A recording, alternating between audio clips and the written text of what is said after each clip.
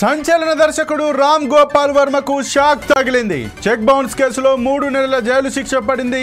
ముంబైలోని Andheri magistrate court తీర్పును వెలువరించింది. కేసులో రామ్ గోపాల్ వర్మను దోషిగా తేల్చింది.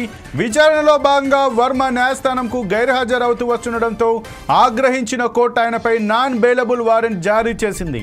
రాబోయే 3 నెలల్లో ఫిర్యాదుదారుడికి వర్మ 3,72,000 పరిహారం చెల్లించాలని, లేదంటే మరో 3 నెలలు సాధారణ జైలు శిక్ష అనుభవించాల్సి ఉంటుందని తీర్పులో పేర్కొన్నారు. 2018లో మహేష్ చంద్ర మిశ్రా అనే వ్యక్తి శ్రీ అనే కంపెనీ పేరుతో వర్మపై చెక్ బౌన్స్ కింద పోలీసులకు ఫిర్యాదు చేశారు.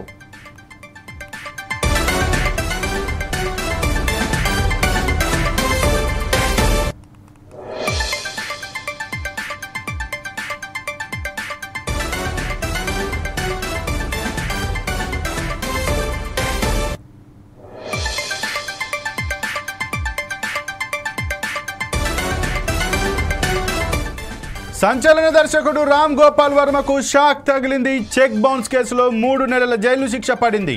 ముంబైలోని అంధేరి మెజిస్ట్రేట్ కోర్టు తీర్పును వెలువరించింది. కేసులో రామ్ గోపాల్ వర్మను దోషిగా తేల్చింది.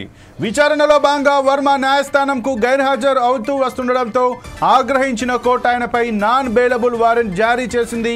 రాబోయే 3 నెలల్లో ఫిర్యాదుదారుడికి వర్మ 3,72,000 పరిహారం చెల్లించాలని, లేదంటే మరో 3 నెలలు సాధారణ జైలు శిక్ష అనుభవించాల్సి ఉంటుందని తీర్పులో పేర్కొంది. 2018లో మహేష్ చంద్ర మిశ్రా అనే వ్యక్తి శ్రీ అనే కంపెనీ పేరుతో వర్మపై చెక్ బౌన్స్ కింద పోలీసులకు ఫిర్యాదు చేశారు.